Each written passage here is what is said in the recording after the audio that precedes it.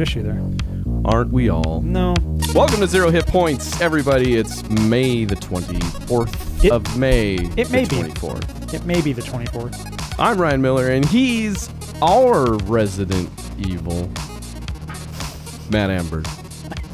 I am President Evil. No, that's somebody else.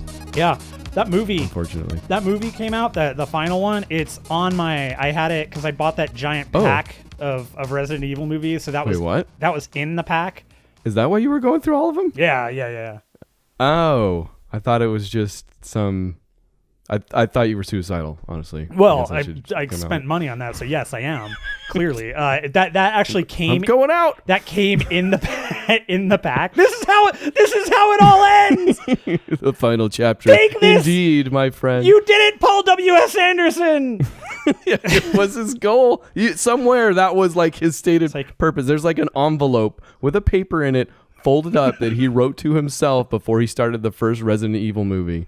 It just says suicide. This is how it ends, or screw you, world. I don't know. So that movie, the final one actually came like as a pre-order thing in the pack. So I have it. I haven't watched it yet, but I can't. This is funny because you don't know I'm going to say that I watched that movie this week. Oh my God. So, okay. Now okay. All right. We can go back to it. I can give you the bullet points. Nope. You're gonna go there, right? Or if I tell you about it, you're not gonna watch it. You know, I spent the money on it, so odds are I won't. If you tell me about it. That's right. That's true. You're in sunk cost. Yeah, but if you tell me about it, I won't. I'm okay with wasting that $12. No, you should watch it. If the viewers could see what I just saw with that look, they would know that was very tongue outside of cheek. Not believable? Okay. So I will talk about it, but maybe let's talk about talking about it first. Okay. Last week, if you came to the podcast, thank you. Also, we put a question to you about splitting up the podcast. We often talk about movies, you may have noticed within the last 5 minutes even. We thought maybe split it up into two podcasts, give you your movies on one side, give you your video games on the other. You make your choice. It's 0 hit points your way. Yeah, well, it's a choose your own adventure. There you go. That was I went Burger King. You went cool 80s literature. Do your colleagues enjoy the Burger King? I am a member of the Burger King Kids Club. Dude, I have my card. Do you have your crown? I have a crown. Yeah, go get one. Do they still give out the paper crowns? Dude. Yeah, you go ask for them. They better. You're right. Yeah, okay. Best thing about Burger King. It's the only reason you go. It's certainly not the food. food. Seriously, do not. So again, we were trying to decide if we split up our podcasts into Burger King, movies, and video games. We decided, and thank you everybody that did get to us on that. And for anybody who said, no, don't split it up, you're the best, and we think you're awesome.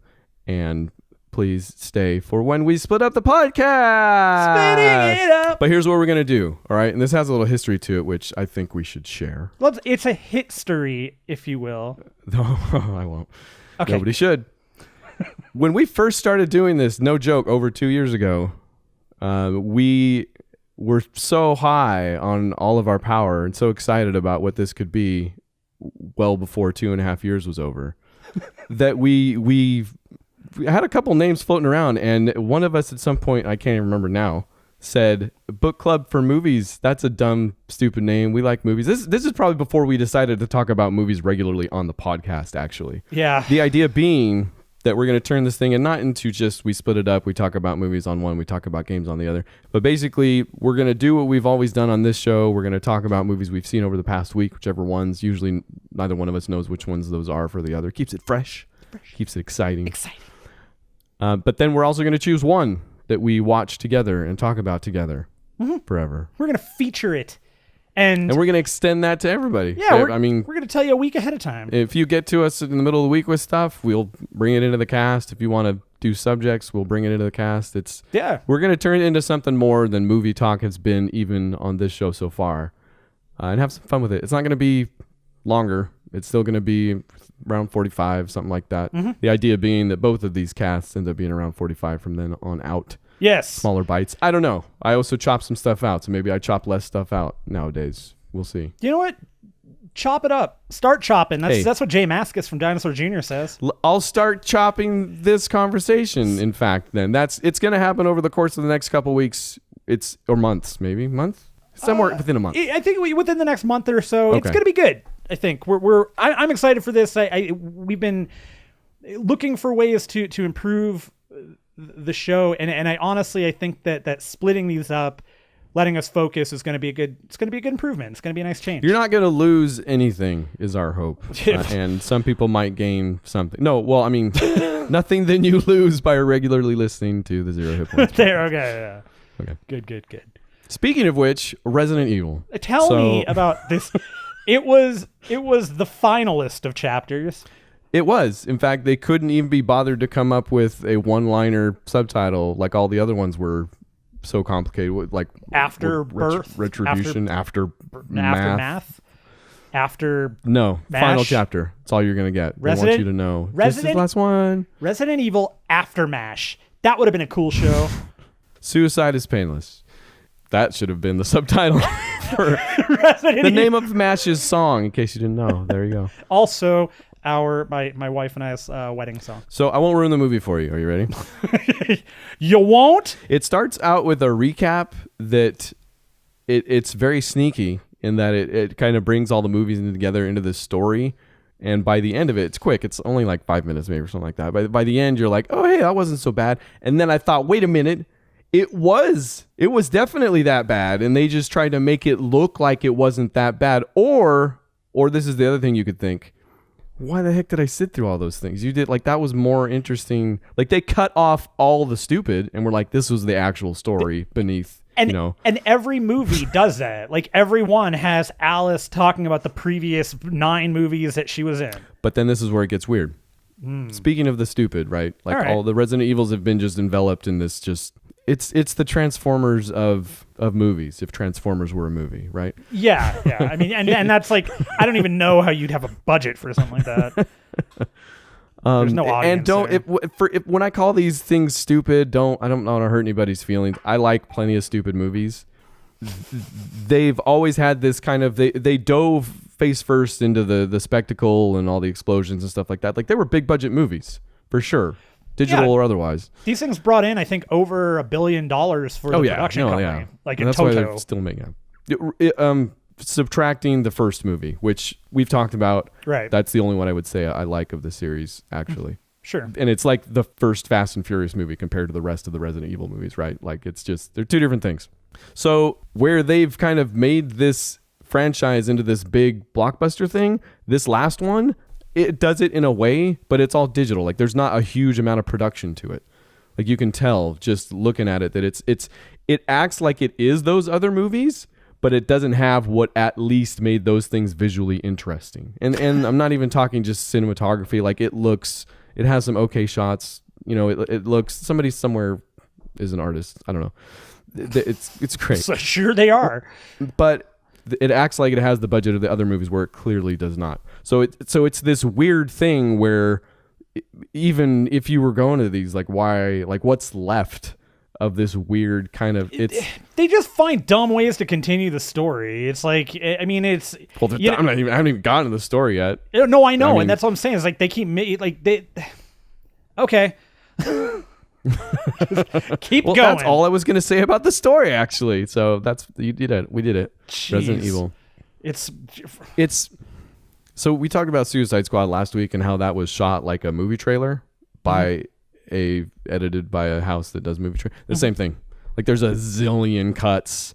Like I get why they would do that during some of the fight scenes, and I think Mila Jovovich still kind of brings it. Like she can carry a movie even though there's some weirdness or whatever. Yeah, she is such a weird actor for me. She is not somebody that to me carries those movies. Like she's fine in them because they are what they are, but like she has never been a fantastic lead to me. Yeah. She's very middle of the road in all respects. It's not just that movie. Like her best movie being The Fifth Element, where she had next to no lines and it was okay, emote.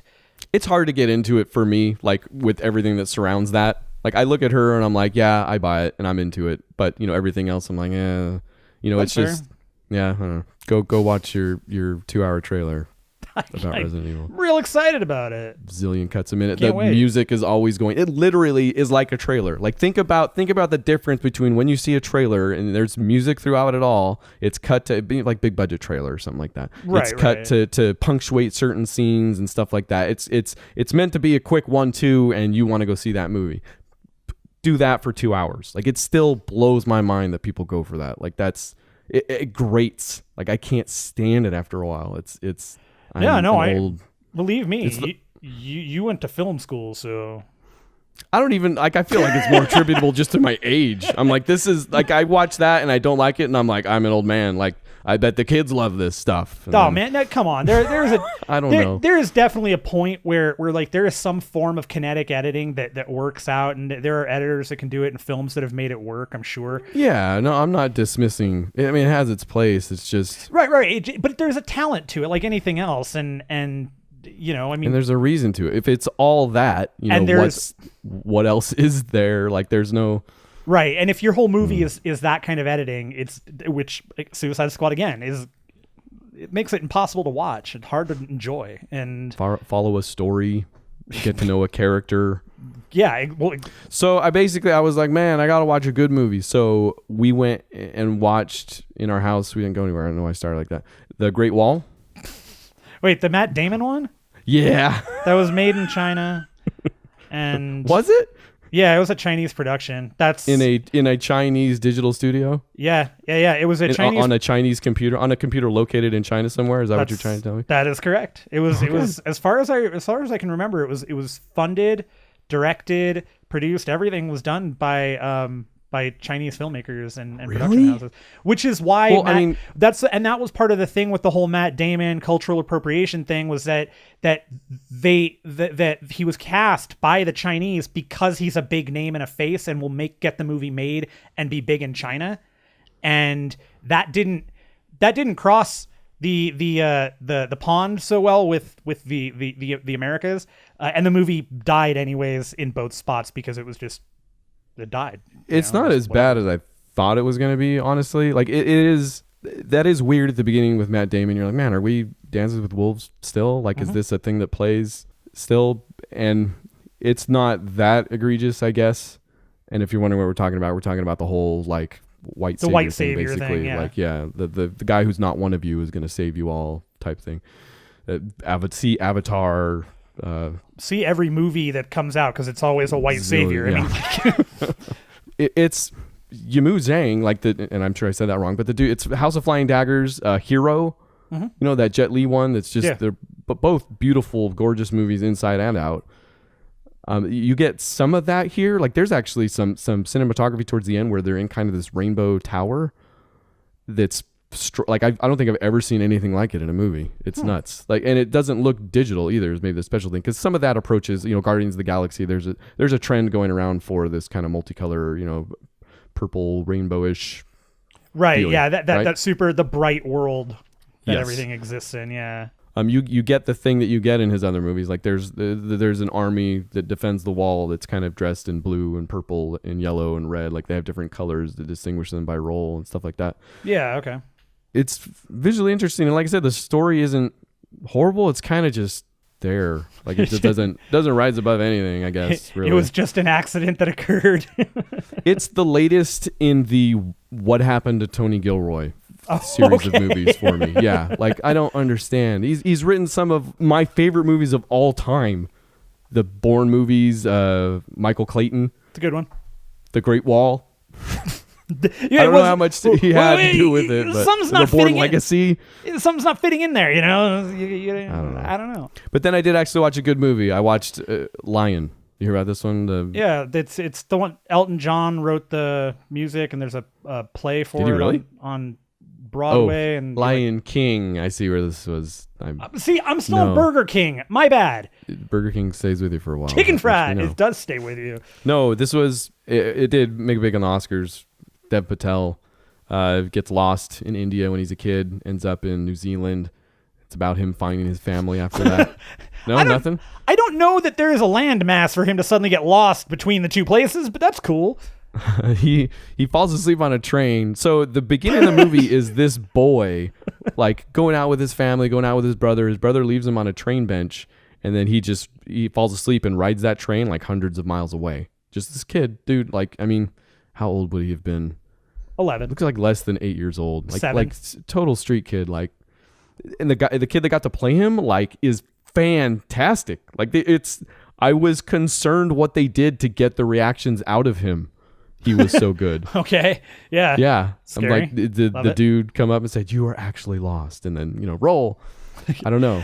He told all of the so crew, good. hide. It was like a hidden camera That's what I'm thing. saying. They I just don't know. dropped I the mean, kid off. I guess some of the shots are in a crowded place and it's from far away. So I don't know. Maybe they threw him in there, and I don't think they would have done that. But he's so good. Like, and I'm like, me and my wife watch it, so I'm looking at my wife the whole time, like, I don't know if she's gonna make it. Like, cause she's just looking at, he's lost. The kid's lost, and my wife is like, I want to help him. I want to help him, and I'm like, she- no. Let's she made see it. him survive on his own. No, I want to see where this is gonna go. Then he falls into a pit, and there's Batman. Just a fine movie. Like, there's a little bit of that Oscar bait thing going on, but it's a pretty good watch. Sure. Yeah, no, I mean, I'll check it out. I sounds kind of interesting at the very least. What it is. Like, it's his journey to find his family. Some of the stuff sure. that pops up in between. No, it's the You Lion see King. pictures of the real people at the end. They Animal House it at the end there for you. Oh, cool. They brought Jim Belushi back. That's nice. Yeah. Yeah, they put in like this is what happened to his mom, this is what happened to him, this is Here's what happened Kevin to his Bacon. brother, this is what happened to Jim Belushi. Yeah. Cool. That's nice. I like that they're doing that still. Like, Jim Belushi may not be like, maybe they don't know in India yet. I don't know. Yeah. I don't know what the news cycle's like there. It's run by street kids. Yeah, no. So there you go. That's what I got. I only watched one great movie this week. Why did I go first? I don't know. You go first. Okay, I will. I'm gonna go first now. Okay. Screw that up. The director, Michael Lehman. Do you know? This is not a name a lot of people are going to know. Okay. Michael Lehman directed a couple of movies that were very important to me growing up. One of them being Heathers. Love Heathers. Okay. It's one of my favorite movies of all time. I absolutely adore that movie. I'll put that one on the list too. After Heathers, he directed another movie that I absolutely adore called Hudson Hawk. Bruce Willis. Yep. Frank Been a while. Stallone. Danny Aiello. Really? Richard E. Grant, Sandra Bernhard, and Andy McDowell. Okay. Fantastic movie. Then he directed The Truth About Cats and Dogs, and I like Uma Thurman. I like Janine Garofalo. I didn't love that movie. Then he directed 40 Days and 40 Nights, and that movie, probably Harrison Ford's worst. He did a whole bunch of other crappy movies. And Hesh. It's okay, wait. What did you see? We're getting there, yeah. Okay, We're getting all right, there. okay. And then he went Long through a road. bunch of stuff, did some TV shows, some good stuff, and then, but he made this movie right after Hudson Hawk, okay, called Airheads. Oh. I maintain it's Steve Buscemi's best film. You can suck it. You can say Fargo. You can say Trees Lounge. You can come at me with all that stuff. It's Airheads. He was I don't remember enough about him in that movie. captured in such a magnificent way. That movie is freaking hilarious, man. That movie, I've been watching that movie since it came out, and it is still funny as hell to me. Nonstop? Brendan Fraser, Adam Sandler actually being hilarious, Steve Buscemi being really friggin' funny, David Arquette before he was David Arquette, a little Chris Farley in there. You get some good musicians. Lemmy pops up in there. Judd Nelson's in. And the whole movie is just such a goofy, like, great movie. I don't know if I've ever seen it. It's got honestly. a great soundtrack. It's got a really good kind of hard rock, some slight metal soundtrack to it. It's played off. The whole movie is based on the idea that this 3-piece band that has one really good song. They're trying to make it, and it's about them trying to make it. But the entire movie is them stuck in a radio station that they break into to get the DJ played by Fat Tony, the guy who does the voice of Fat Tony, whose name is totally escaping me right now. How much does he weigh? He's not that fat. Gotcha. He's the DJ. Michael McKean's in it. Michael Richards is in it too, actually. And so it's them dealing with basically creating a hostage situation and them not knowing what to do because they're idiots. And it's funny as hell. I had no idea. This movie is. I don't know what I thought that was about. I kind of probably thought it was like a stoner comedy where they all just hung around the house for. Nope. No drugs. There's no boozing. There's no drinking in the movie. There's no real sex. There's no sex in the movie. There's nothing. It's a straight comedy. Wow. What kind of Disney movie are you after now? I don't know, man. Those are the three things I look for in my Disney films, and Airheads doesn't hit any of them. It's super funny. Hey, Brendan Fraser can make me a movie anytime. He could. I think at Brendan Fraser's like at his peak, like when he was just before or just after Encino Man, he would have been perfect to play Link in the Legend of Zelda movie. I just want your own reaction was good enough. I played Legend of Zelda Breath of the Wild this week, and that was my poor attempt at transitioning to it. No, it was a good one. Did it good? Yeah. And it's going greater. Oh. Last week we talked about Breath of the Wild. You were slightly annoyed with how open or not hand-holdy the game was. A little bit. So I actually got much further this past week for whatever reason. I much like last week, I mentioned that the game opened up to me when I realized I just needed to let the game open up to me. So instead of sticking with every little thing that they're giving me and following just that quest line, just open up and move around, and I did. And that helped dramatically. So I finally beat, I got one of my first divine, I got the first divine beast that I went after, and I completed that challenge. So I went up to Zora's domain and it was great. That was a really fun, like it all made sense. It was all like really, really exciting to go do. Starting to click a little bit. Yeah.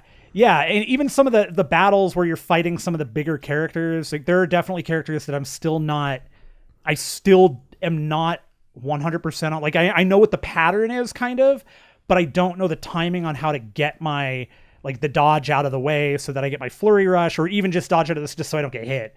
And part of that was actually part of that initial quest to get this one divine beast. You're given, you can go to any of the divine beasts and get them. You don't have to go to one specific one. I chose to do the Zora one because I was in that general area and just kind of, I stumbled upon this is the direction to go, so I'm just going to do it. Gotcha. And in doing so, some really novel things like that. You have to go and fight to get to this one spot. You have to go and fight a Lionel, which are basically centaurs. Thundercats. Centaurs. Yeah. They totally are Thundercats, and they're super pissed off too, and they're really difficult to kill at lower levels. Took me a long time to kill him, but I finally did it. And then you went the Divine Beast. And the Divine Beast is cool because it starts off, it was like, this one was a 2-part thing where I had to take shock arrows, and the thing was moving, like I had to basically fly around it and shoot the shock arrows to break parts of Ganon's hold on it so that I could get into the Divine Beast, because the Divine Beast is essentially a temple. So you do this one part, and then it kind of falls down, and then you go in, and there's a temple, and you go and do the steps to complete that That's shrine. Rad. And is that every divine beast? I assume so. I don't know. I've only seen the one, so that's my guess. Shadows of the Colossus type thing here. A little bit, but not quite as not quite as. Are they messing with space in that, like, they're not necessarily as big as the temple is once you get into them? I'm trying to think. Let's see. The temple was pretty big inside of it. I mean, and actually, no. The temple is the whole thing, because you actually have to go to the top of the Divine Beast at one point. It's a huge thing. So maybe it is about the size of the Shadow of the Colossus stuff. That might be accurate. I don't know. I've never played the game, so in some cases, maybe a little bit bigger. Yeah, it was great though. It was a lot of fun. As you're playing the game, I mentioned previously, you get different tunics, like outfits to put on, different items to wear, and they can affect different things. So there's a hat that makes you climb faster, and there's you can get a matching set of a hat, a tunic, and pants. You'll climb much faster, so you use less stamina. Okay. Sure. The Zoras give you a swimming tunic, sure, basically. Mm-hmm. Except the tunic doesn't just allow you to swim faster. You can swim directly up waterfalls. And it's really cool because there's a whole bunch of areas that are just covered waterfalls, and easiest way to get up there instead of climbing, just take the waterfall. Like it. Yeah, it's great. So you hide stuff behind waterfalls. Everybody do that. There's no wrong way to do that in a video game. Keep doing it. Yeah, true. Breath of the Wild, fantastic. I'm still playing it. I'm still looking forward to continuing playing it. All right. That's cool. And then this week, obviously, Injustice 2 came out, and I went ham on that and rolled credits on it right away. You are done. You did the whole story. I did the whole story. I have not unlocked everybody's ending yet. So I'm still going through, and each character has specific endings that you can go through. Oh, no kidding. Just like, yeah, the story is it's a contained story. You're playing the characters you're playing, just like Mortal Kombat. You're going to go through it. It's going to be what it's going to be. You're not picking anybody. Right. There is another mode that gives you a different ending for each character. So you go and you play that relates to that main story. Yeah. It's what if are they multiple endings, or are you seeing what happened to that character at the end of the same story? Basically, yeah. It's the what if X person is the one that beats Brainiac, as opposed to what if it's either Batman or Superman. Okay. That's pretty much it. So your main story is built out in such a way that it's a linear story. There's no, you're not picking anything. You're just kind of continuing, and you're given characters to play. Something they did here that was, I don't remember this in Mortal Kombat X. It might have been there. I don't recall. But in this one, there are a whole bunch of sections where you're paired up with somebody, and there's some dialogue, some cutscene, and then you're given the option which one of the characters you want to fight as. So, oh no, do you want to do it as in Mortal Kombat at all? And when you do that, the dialogue is different, the visuals are different. So I actually went through, did all of those, and every time I had the option, I only chose one person, and I did it for every choice after that. So those 3 sections with Black Canary and Green Arrow, you're always fighting as Black Canary or Green Arrow. You choose. Okay. Sure. So I did that with every time I had that option through all of them, because it totals out to 76 fights when you do it that way, when you do everything. And you kind of have to go backwards. You have to go back a second time anyways to do, if you want to get the second ending to the game, the alternate ending. So there is an alternate ending within the story mode itself. Correct. So where you end up, and I won't tell you the ending, but no spoilers. I've played the first chapter through the iPad app, which you talked about briefly last time. I'm hoping they'll update that soon. I checked yesterday; it wasn't updated yet. So yeah, I'm not sure why that's taking so long. I would happily pay them, like, if they want to say how many chapters in there. 8 12? chapters. 12 chapters. If they want to charge me money for the rest of that content, I'm fine with that. Fair enough. It's great so far. Like, just speaking of the story and the cutscenes, it looks fantastic, man. The cutscenes, like everything you've seen, there's been a ton of articles about how good the facial animations are. It's beautiful. I will say there are 1 or 2 lines in there that are just so poorly delivered and animated badly too. Oh, really? And they almost, I think universally are Superman. And I have a hard time with this Superman too, because I just can't get over the fact that he looks like Greg Kinnear. Looks just like Greg Kinnear. But there's one bit where he's like positive for so many reasons. But well, if it was the Greg Kinnear from Mystery Men, sure. Greg Kinnear could do like a Kingdom Come Superman, though. Oh, definitely. He totally looks like him. Yeah. Amazing. No, yeah, okay. Yeah, he totally has one of those Darth Vader no moments, where he literally says no, and it's just so it's bad. But most of the voice acting is actually really great, so it's not, and story wise, perfectly fine story. There are a couple bits when you're playing the game where you can tell they're ham-fisting the game to extend it. So like there is no reason why I'm fighting Bane 3 different times in the story in completely different sections. It's like it doesn't make any sense, especially when he's brought up like 1 time, then never again. Yeah, that sucks. I thought you were gonna say they like ham-fist it to get you to a different fight because they want this fight in the thing. But no, for a repeat fight with other... Yeah, you're fighting with different characters, but it's still like, why am I fighting Bane again? You've got a larger cast, and so you're not...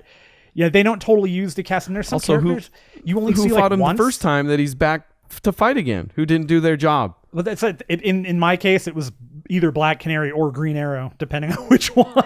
Fair. Okay. So that one little thing, and it's not a huge deal. It's just kind of that's just okay. Fine, I guess. I mean, whatever. I'm still enjoying the game. I'm still fighting. I expect it to be ham-fisted. Like that's because I've seen talk about how and you can weigh in on this, but people have been saying that the story in this one is better than a lot of DC actual movies out there. Sure. I've again only played the first chapter. I would say it's as beautiful, but also I would say that it has a lot of these nice touches that you don't even get from like a Zack Snyder movie, even who I actually like as a director. I don't outright hate the Snyderverse, as somebody called it. And certainly right now is not the time to talk about hating Zack Snyder. No, but yeah, that sucks. But there are nice touches in this. Like chapter 1 ends right where I'm at with Damian siding with Superman. It's in a flashback. Damian, Batman's son, Robin. Yeah. Who's just huge D-bag in the game. And I've never liked him. He's either a young kid, right, like learning his ways, and he sucks, or he's an older guy who acts like a young kid and sucks. Yeah, he's just always sucks. The voice actor for him really because I agree. I've never enjoyed that character ever, and the Injustice version is infuriating in so many different ways because of who he is, and like they stick true to the fact that he is a petulant moron. The voice actor knocks it out of the park. Like he sounds great. They do a lot of night, like that chapter ends with Damian kind of like grabbing onto Superman and Superman slowly flying away as he brings Damian up, which is like a kind of a weird, just physical touch that I don't see in those movies. Like you don't see, especially Superman, you don't see him using his powers in kind of strange or normal or kind of ho-hum ways, like mundane ways. It's funny because they do totally, in the comic books in general, they do kind of totally miss out on that one thing that Richard Donner picked up on. Like Richard Donner immediately knew. He was like, yeah, why would Superman he can be a normal guy too, just has been. But this is probably the one time, and I think I said this with Injustice 1 too, and it's just kind of an extension of that. The Injustice storyline overall is the one time I've enjoyed Superman as a character, because he's never ever shown in this light. Even with like Red Sun's a great storyline, it's still not fantastic. It's novel to see. It's novel to see. Hold on, it's novel to see it from a different perspective. But there's no real difference in how the character is portrayed. It's the same way we portray him here. Just how long has it been from the communist perspective, I guess, in that respect. He's never been given a reason to be a bad guy, and I love that in this case. This whole story is based on perspective. And I love that. And this Superman is no different outside of the fact that it's Greg Kinnear from the first game. And they do a really good job of making of building the story around him without him being the crutch that's needed to progress the overall idea that they're building in Injustice 2. And I gotta say, isn't the whole Superman goes evil because Lois dies from like Superman 2 or 3 or something like that? Yeah, probably. I mean, okay. The Superman movie is honestly the first one's the only one that I remember. I don't remember which one it is. So yeah, story-wise great. Some of the voice actors, I gotta say, the highlight of this game for me, voice actor-wise, is Jeffrey Combs. Jeffrey Combs was the Reanimator. He's been in just tons of horror movies. He was in The Frighteners. He was in lots of little stuff. Brainiac not only looks like him, but I can't see him without hearing it, and it's fantastic. I love it. He has just the perfect timbre and the perfect like way of speech. His pattern for that character. That's cool. And it's great. Love the Brainiac character. The other parts of the game that are actually really strong, the multiverse is fantastic. It's essentially the living towers from Mortal Kombat. These are slightly different in that with Mortal Kombat, it was you had 4 or 5 towers, they rotated. they were you kind of knew what you were getting into before you clicked into it, and that's what it was. This is a little different because it's not just straight up you put your character in and you go and fight and win. This is where the gear system kind of comes in. You need the gear system stuff to, in some cases, to hang. Because the characters that are played in some of those multiverse sections are leveled up to the point where they have gear. They have things that you have to combat. You have to, and you don't necessarily know until you click into stuff. So it doesn't. I guess it shows you who you're going to fight. It doesn't show you how they're going to be outfitted. Is that what you're saying? Basically, yeah. Gotcha. And it tells you, like, how difficult it's going to be. It gives you a thing, and all of them have like weird little blurbs about what's going on. One of them was the birds of prey are all captured, and Black Canary needs your help. So you're going to go and Black Canary is on your side. So you go and you choose whichever character you want to play through this whole thing. You're fighting 5 or 6 guys. And the change to this particular thing is if you hold down the left trigger at the during the match when you're on the offense, Black Canary will come out and help you. There's another one. Okay. They did that where Atrocitus would do the same thing. Atrocitus would help you. And you do the multiverse stuff mostly to get gear, to get tokens, to regenerate gear, and some other stuff. So that's cool. Because the towers in Mortal Kombat X gave you, I think, mutators. If you beat the tower, I think that's pretty much it. So that actually giving you kind of a quicker drip of stuff that you can. And that makes sense. Actually, okay. And you're getting mother boxes. So they have mother boxes of different color, of different. Don't we all? There's heyo pregnancy. There's like bronze, silver, gold, platinum, and then there's guild mother boxes, and these are basically chests, loot chests. They all contain gear for the various characters. You get, I mentioned regen tokens when you're playing through the multiverse. Regen tokens are used because whenever you get a mother box, whatever comes out of it will never be higher than your current level. And I don't know that it'll be lower either, but it will never be higher. So you get a regen token because you could get an epic piece of gear that's for level 4, but you can regenerate it so that the stats will then jump and match whatever your current level is. So when you hit max level. It's a re-roll token. Yeah, and that was, finding that out made the gear system make a little more sense to me because I don't love it. I don't get the same charge out of opening the mother boxes as I do with, say, an Overwatch box. Like, sure. And part of that totally comes from the fact that I don't necessarily, I like when I like the characters to look as they normally do, or a skin that is related. Whereas a lot of this gear is just stuff that adds on. It makes them bulkier. It adds a thing to them. Like they've got they've got a crown, or they've got some, like the Flash has one of his gear things is the wings on his mask. And or it's the mask in general, but you'll get it. The ears will change, so it'll be big lightning bolts, little ones. There's one where he's got a fin, like whatever. It's cool. Dr. Fate's awesome. He's not really awesome, but he's pretty awesome. I need you to finish the story so we can talk about some of my frustrations with the story in general. Even though I liked it a lot. I've considered YouTubing it. But I'm kind of enjoying having it in engine on my iPad. So sure, I don't know. The other thing I will mention that I do kind of love that they've done. I haven't done the endings for them, so I don't know if there are specific endings to them. But they added things called premiere skins. I think you can get them through mother boxes. I got because I was able to pull some shenanigans and get the ultimate edition for $5. Don't ask.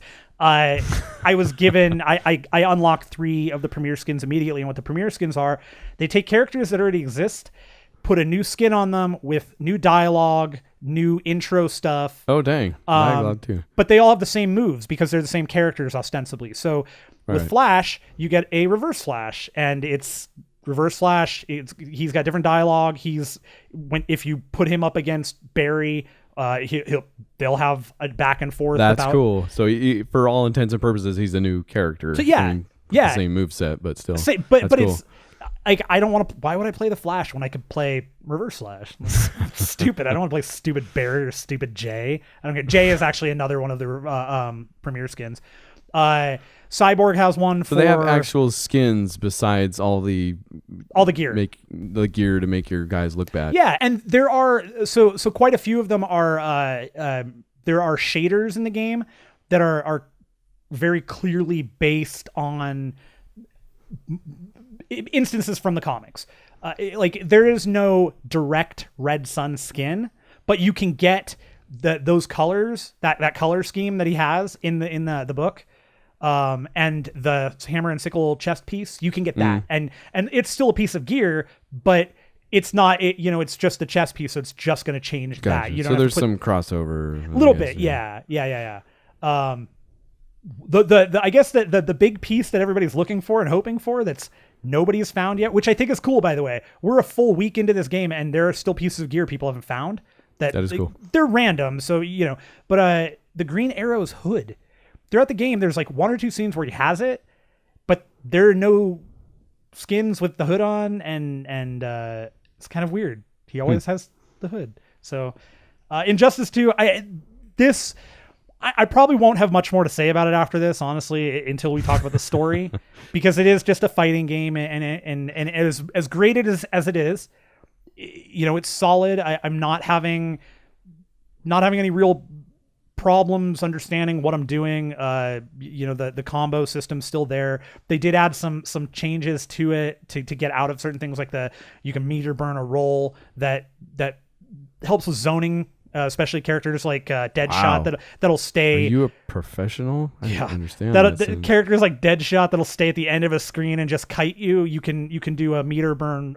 roll thing that'll just charge through and get you to the character, so you're not stuck.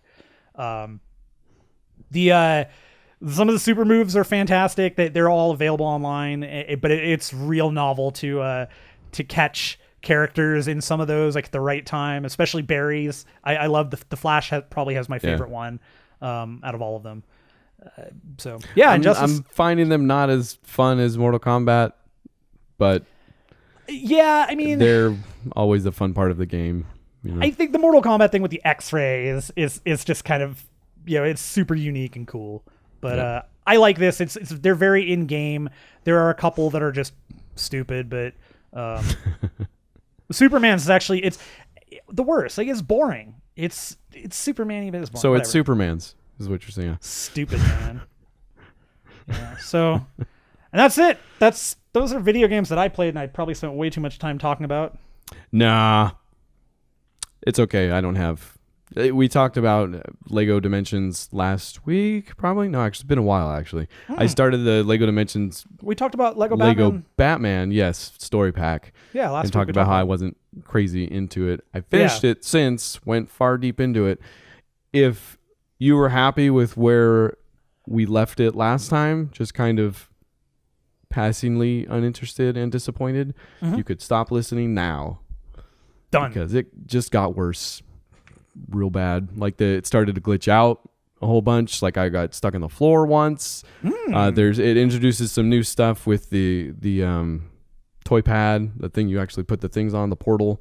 This one has some stuff that's like Batgirl specific. Like she clicks on it and then there's 3 different detective modes, all of which are basically the same detective mode with a different skin. Yeah. It's hot, cold, walk somewhere until you get it, which I never get too down on the mechanics of a Lego game, because that's kind of where the line between kids and adult game is blurriest, Sure. You don't play those games for that reason, really. You're not looking for compelling gameplay or hard puzzles or anything like that. But that glitched out. Like it took the longest time too, because it happened at a point in the story where I wasn't sure what I was supposed to do. So I would do what I was supposed to do, and nothing would happen. So I would think, oh, that's not what I'm supposed to do. So I'm just stuck trying to figure out the puzzle when I'm not. Man. The game's just broken. Yeah, it's the worst part of any game, right? That's right there. That game's getting yanked out and getting thrown across the room. And then it got to the point where because each story pack comes with its own kit to build a new portal. And for this one, it's the Bat computer as it appears in the Lego Batman game, which is cool. Except it's a tiny kit. You're literally getting less Legos for your money. Like it's a smaller. It's cool that it matches the story or the movie, but do something else. Give me. It's a literal mini kit. It's dumb. I had to build while it was going through because it brings up a virtual book, and that's how you build it. You flip the pages in there and you build it. Right. The game crashed like twice. It would repeatedly crash at that point. Yeah. So we had to build it by the book, because they luckily still give you instructions. Hey. And then I had to quick and fast forward through that part because you can't skip it and hope it didn't crash by the time I got to the end. So I finally got through that, but then it crashed again. And then insult of all insults, when we finally finished it, it didn't give me the achievement. So I had to replay all the levels. And I'll tell you what, if you think that game is boring, and I'm playing with my daughter with most of this, so I can put on those glasses and it's boring. Still has fun, and I can help her solve puzzles. Yeah. Still the worst. Try replaying it at twice the speed, just trying to get through it. No. That's worse. Decline. Yeah. I will not. It's the worst story pack by far. It might be one of the worst editions. All the levels. The levels are short too. It is literally less game as well. Like they must have rushed it through or something for the movie. I don't know. How you screw that up though? That's such a bummer. It's dumb. Yeah. The thing I played most of all though was Xbox actually has a huge backwards compatibility sale going on. I don't know if you looked into that. Just slightly. I picked up a couple games. Okay, yeah, I think there's a ton of stuff like on sale. Anyways, I picked up Joe Danger Special Edition. I also picked up Joe Danger 2, but I played Joe Danger. I guess it came out on PS3 first, is why it's the Special Edition, because it came out later on the Xbox. But I played Joe Danger on there's an iPhone app that's super fun. Like it's well worth playing if you haven't yet. I haven't. So I thought, hey, I've played this before. I like this. I should get this. Joe, do you know anything about Joe Danger? I think Hello Games made it, right? They did, yeah. Makers of No Man's Sky. I am familiar with Joe Danger. It's a 2D side scroller thing. It's basically Trials HD if you want to be happy while you play Trials HD. Ah, I like Trials HD at like the beginning, and then you get to a point where it's like, nope. Yep. Exactly. So that part of this comes way later, so it's not as bad. And like I said, I had played it before, and it's funny. Like it's got a really cool look to it. It's you are a retired or a stuntman trying to make his comeback or something like that. So it gives it this real funny kind of pop art package or wrapper.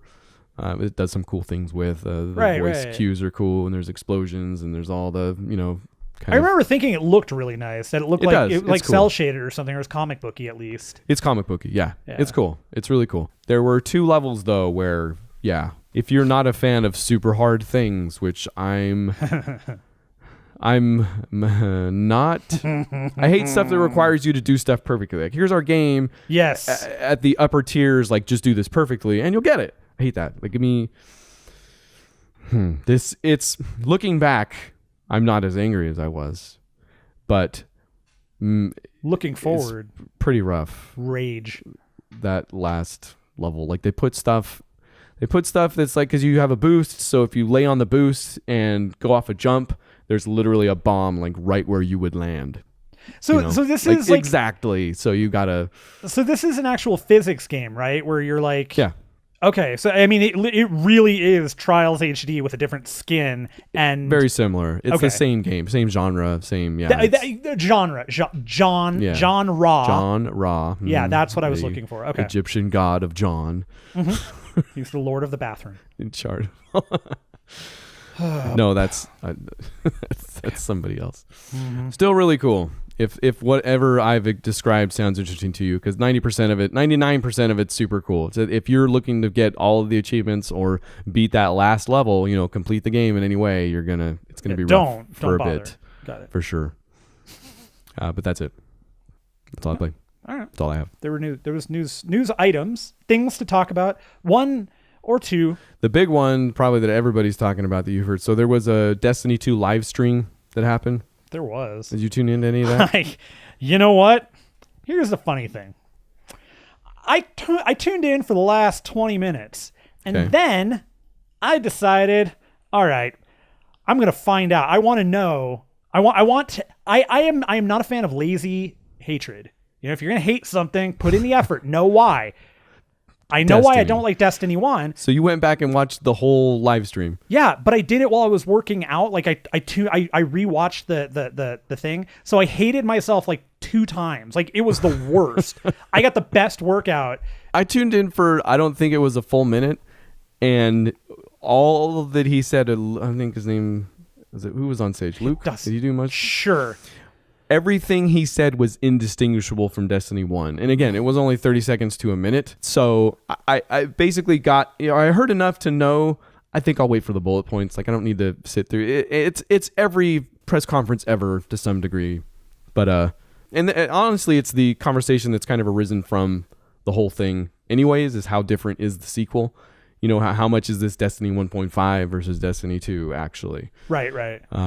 And a lot of it is the same. It's a sequel, and a lot of it should be the same. Like, don't expect a complete rewrite. Like, the weapons look the same in a lot of the ways. The interface looks the same in a lot of the ways, even though you can put guns in different slots, it seems now. There are changes, but they still have the elemental damage. There's new environments. The planets are Earth, Titan, Io, and Nessus. So there's new things in the old wrapper. That's not so much different. So if you're into that, you're into that. We could talk about maybe some of the things that are noticeably different and see how that goes. Sure. All right. So I watched the strike that they played, and I watched the first mission that they showed. It looked exactly like an expansion pack from Destiny 1. In fact, this looks no different than just another step from the Taken King. They talked real big about how the boss for the strike that they were going to show has 3 different parts and it's really unique and new. Nope, not unique or new. Not even a Destiny. Like it is seriously. Wait, how is it not? How is it? Because it's unique and new if you ran into the situation where you didn't know enough people to ever do any of the late game stuff. Like if you never went through any of like as far as this 3-tiered thing. It's just not unique. It reminds me of stuff we saw in the one of the raids. One of them reminded me in part of doing some of the other missions that just chunks of other missions. You know, it's fine. If you liked the strikes from the first game, this is probably very exciting. This is nothing new though. You're not getting anything outstandingly crazy. So different enough for you. Not different at all. Like, I mean, there was no difference. It looks like an expansion to Destiny. Fine. Cool. That's what you want. You want to talk about the actual differences? To be fair, all of that stuff you mentioned still looks amazing. Like it still looks, Destiny 1 always still looked very gorgeous. Yeah, I think it looks like Destiny. It looks good. No, it looked. Did you not enjoy the look of Destiny? Like Destiny was fine. Again, we've talked about this.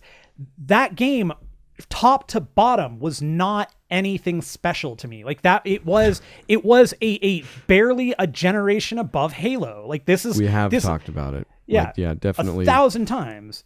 And the gameplay is solid. It looks like there are some very pretty visuals in the game, and nothing looks different here. They changed the Crucible, so now everything is 4x4. We never got deep into Crucible. I know that PvP stuff though. That's going to be that's a huge. There's a huge change there because of what's happening in the PvE section too, which is you no longer have primary, secondary, special. You now have primary, secondary, special, but it's different because you can't have your they basically what they did was they recategorized weapons. So shotguns and sniper rifles and rocket launchers are all the same categorization. So you can only have one of those, which is great in PvP. PvE, that's a serious limitation that super freaking sucks.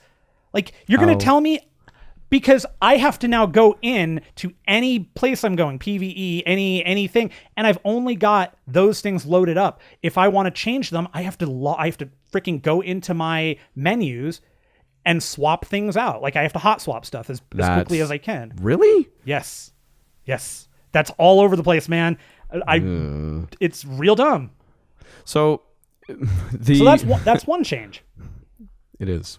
Probably the biggest change, that is probably the most welcome change, which will also be the most interesting change to see how it pans out, is the combination of clans being added directly into, and clan support being added directly into the game, and a new function called guided games.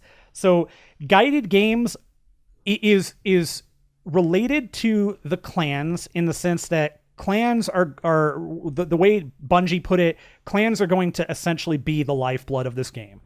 If you're not in a clan, you're a loser. So the clans now will be able to do looking for groups, looking for people, and they'll be able to define what they're looking for in player types.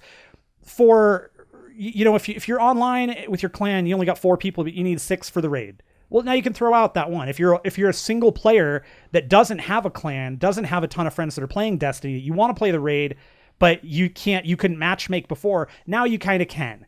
So it's a kind of a matchmaking thing, kind of not. It's not kind of what popped up in lieu of no matchmaking for stuff like this. Like there's plenty of sites out there where you can go that are dedicated to this. It's like one of those built into the game now. Exactly. And the guided games function is it's going to use the clan system and the clan looking for group stuff, but it's also kind of, there is a small group of people that had been floating throughout the Destiny community called Sherpas, and you could go onto Reddit. There's a Reddit Sherpa thing you can find, and the Sherpas would basically take players that want to do that high end stuff, that those end game raids and stuff, and they'll walk them through it. They'll help you get through it. Yeah. And that's kind of what this is. It'll be interesting to see how that turns out. If that's going to make any changes whatsoever in the community, in the amount of people being able to do the raids. I do wonder if this is going to fall back into the same thing that the looking for group stuff does now, where it's okay, we have a clan, we're going to look for a group, but if you don't have these things, you're not playing with us. And I'm sure it will. That very no, that's people. I'm curious if that's going to be the majority of it, or if it's going to be a split, or what the deal is. It's a good idea. I really actually like the idea. Definitely. You have to understand why they're doing it instead of matchmaking, because go play a game online, basically. Like think about, and if you haven't played a raid or Destiny's raids, like, yeah, at first I was like, oh, that does kind of seem strange. There's no matchmaking, because I had never played an MMO. I get it. Like you don't want people you don't know on, stuff like this, especially where raids take hours. You don't want to just casually meet some guy online that's going to get matchmade into your thing and disappear after 15 minutes if something happens. To be fair, I do want to casually meet a guy online who's going to disappear in 15 minutes. But I'm just friendly. Yeah, okay. So yeah, it's a good idea because of that. It's how this is going to actually work when it's out in the wild. Like, does it, fall apart? Yeah, no. If anybody can do it, Bungie can. No, I agree with you. Like I said, I'm really curious to see what the outcome is going to be. Yeah. And the last thing that I noticed, I guess, that's something that's like, oh, that's different, is that it's coming to PC, and when it comes to PC, it'll be on Battle.net instead of Steam. And if you're wondering why, just consider who owns what. Yeah, no, it's not. It's whatever. It doesn't matter at all. It's not a surprise. Also, yeah, Overwatch is doing fine. It can be done. Yeah, no. So Destiny 2, Matt, day 1 or day 2?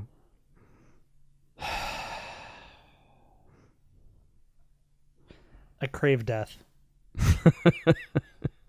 Yeah, I'm not gonna buy it. No. So it turns out Overwatch is having an anniversary, hey! a 1-year anniversary. Happy anniversary, Overwatchers. I guess they have one every year. That seems weird. It seems just uppity. And we don't. It's going on right now. We don't need to talk about it. There's 100 new items. There's some new skins. There's new maps. 3 new arena maps. 4, yeah. I thought there were 4, but I don't know. Yeah, they're arena, so I don't care. No, I like there's Overwatch. also some non-event stuff getting updated. Some new skins and emotes that are on the way. Stuff is coming to Overwatch. If you like it, you should check it out. Have you done the actual event? Like, there's a mode to it? Like, what's the actual deal? I don't think there is any mode to it. I think this is just. I think this is honestly just we're dumping a whole bunch of skins on you and all right stuffs. The other thing they told us that we already knew was that the animated shorts season 2 is well underway. Who are you looking forward to? Who are you hoping for? Oh man, curious. Like top 3 question. Here, because I could tell you. If I could choose a short, have we had a Diva short yet? Nope. Diva would be good. Yeah, I want McCree and Mercy are the 2 that I'm most interested in. I think at this point. Sure. Yeah. There it is. We'll get that to Blizzard somehow. Yeah. Hey, Jeff Kaplan. I know you're a listener. You're a regular viewer, Jeffy Caps. JK, as I call him. In the least surprising news item of the week, Red Dead Redemption 2 has been delayed to spring 2018. That is a 0 HP approved game delay. Oh yeah, think about it. That's a good delay too. That's a great delay. Really Red Dead Redemption, you're getting delayed by Rockstar. You know that's going to come out and be solid, so I'm good with it. There is a statement by Rockstar too that's like, "We're sorry. We realize this is disappointment." Blah. I feel like everybody in the world was just like, "Yeah, we knew it wasn't going to come out." What was the thing? Like this fall? What did they say? Yesterday, it was coming out like it was coming out in May, whatever. Nobody I talked to when that announcement came out said, "Oh yeah, it'll be out by then." That date they gave is the date when it'll be. No, it's all right. Go work on your game. We'll be here. We will. Far Cry 5 we talked about by way of update here. They released a teaser. Did you watch it? Yeah. It's pretty good. I like the teaser, especially the part where I had to watch it twice to realize that there was a dude in the church tower smashing another dude's head into the bell to make it ring. That's why the bell was ringing. It's funny. I also like that it's taking place in Sam Neill's favorite destination. He's going to go to Montana. He'll never see Montana. It's interesting. I think that's really interesting. It's a cool choice that they're moving it to the U.S. It's not going to be some random island or some weird, some. No, I'm way into the setting, but I'm always into the setting of Far Cry games. Like I just desperately want this to be. It's been long enough since Far Cry 3. I might even be okay with another Far Cry game. It's been long enough since I played one, but. I always wish, because the setting is always great. Like this looks like it's going to say some things some ways. Yeah. And that's what I'm most interested in seeing what the conceit of the story is, because it's always the same thing. It's always a drug dealer, a guy. It's always one guy. But there's always like a thing. There's like an edge to the Far Cry stuff. Yeah. That's like, it's not just, like Ghost Recon Wildlands or something like that, which is doesn't have much of an edge. Tongue in cheek, but doesn't have any edge, but is still a lot of fun. No, seriously, there's no edge to it. That game is fun. Yeah, sure. Gotcha. It's real fun.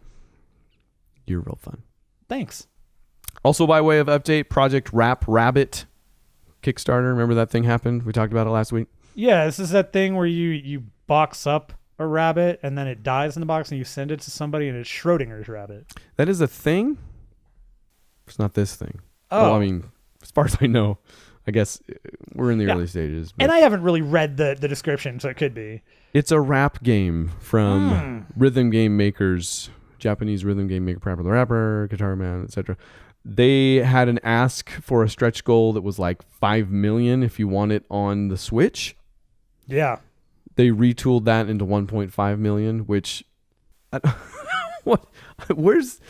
okay, either they asked too much to begin with, because why? Like, because was it one of those things where they didn't really want to do a Switch version, but I guess if you give us enough money, we'll do it? Or what did they just grossly underestimate? How do you knock $3 million off and then somebody still feels good about that? They're like, okay, that's better. Like, we're going to give you a 1.5 million Switch version now. Wasn't this also supposed to be on the Xbox? Because they did there is no Xbox. No. Was it just PS4 and PC and then Switch? Pretty sure, yeah. Okay. Switch was the stretch goal. I don't know. And here's the thing, when it comes to Kickstarter in general is your first couple of days are kind of important. You gotta hit hard at the beginning. Because you're going to get trickle through the rest of the month, and then you're going to get another big hit at the end in theory. They're asking for $1.1 million. They've got 150,000 right now and 27 days still? to go. Yeah, I haven't checked. I don't think this game is getting funded. Yeah, that's not much. No, I mean 27. You got 27 days, but that's 1 day shy of Cillian Murphy there, and I don't know that you're better than him. Yeah, I don't get it. We put the word out on this thing, and I guess yeah, I don't know. Our reach is pretty far. We've got a lot of fingers and a lot of pies, so to speak. Lastly, you heard us last week talk about how IO Interactive has been dropped from Square Enix. Did you remember that? I do. I remember. IO Interactive also heard about that. And oh no! You are unfortunately letting some people go. So, well, that's the downer. Good. You hope that that those people land on their feet. Nobody likes letting anybody go, and we are going to let you go shortly after the lightning round. So we're gonna lay them off after the lightning round. I'm more saying that we will understand when you unsubscribe. Please don't. Okay, lightning round. These are short news items we don't want to talk about for very long in 30 seconds. There's no time limit. I finally gotten you to admit it. There is a time limit. 30 seconds on the clock. See, now I have to go back to all the episodes and see if we've gone over that. It might be rejigger the scoring. Nope. Whose turn is it this week? We didn't even do last week. We didn't do last. So there wasn't anything to do last week. We didn't do anything last week. Listen to the episode. I think it's my turn, actually. Dang it. See, I felt like it was my turn, so... No, okay, go. You go. I'm 30 seconds on the clock for Ryan Miller. Somebody is suing Valve over the rights to Dota 2. The ZeniMax.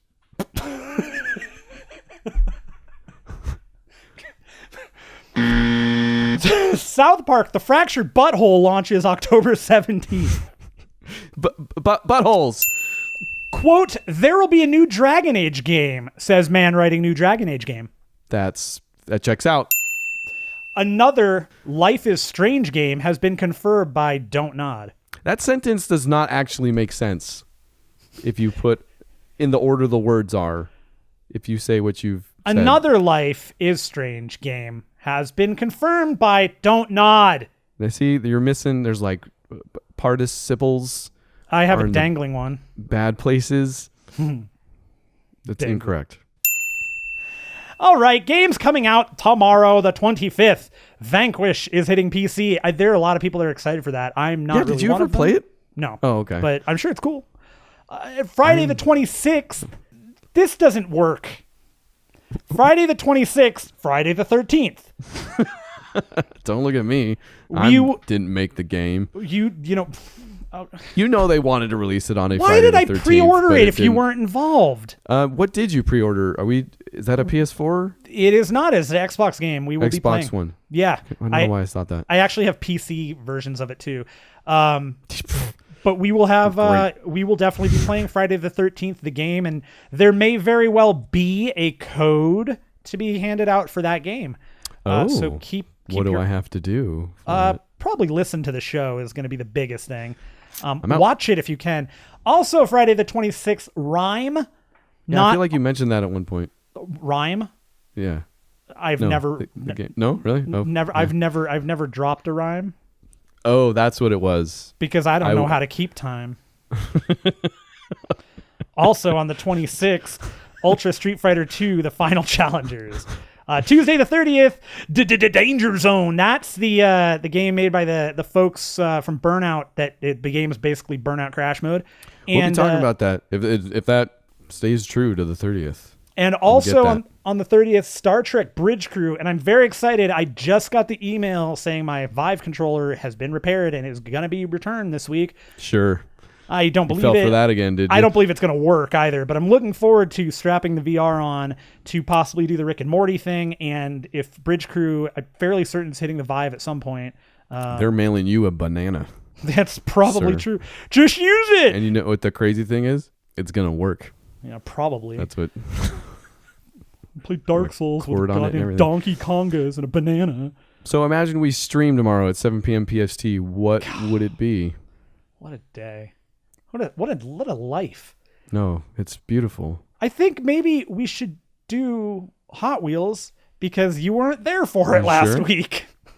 I wasn't. Oh, did you actually end up playing some? We did play Hot Of Wheels. the There was a Hot whole Wheels? group of Oh, okay. us. Really? Yeah, we had a Look full at you group guys. of people. It I was ruined great. the stream. Did you stream it? Did we we have did a not. stream and I didn't know about it? No, because I Oh. don't have that set up on my Xbox. Oh. So, yeah. Yeah, it's a nightmare. I don't know. We could do Overwatch. We could do Hot There's an Wheels. Overwatch event. We We still have the Gwent beta. Spoiler. We could beta our Gwent. Any one of those games could be it. Just you wait and see. The website is 0HITPOINTS.com. The Twitter and Facebook are similarly named. Twitter is really more 0_H_P. Undergoing some changes that we talked about. We will continue to do those things. Yeah, puberty. We're getting hair in Fair. really weird places. We are. We're getting podcast hair. You know what? I think the website might be going through a little bit of puberty. It might be a pretty good. We have some growing pains, but we are maturing. I'm looking forward to it. And it's simultaneously just off-putting, but On pudding also. sure.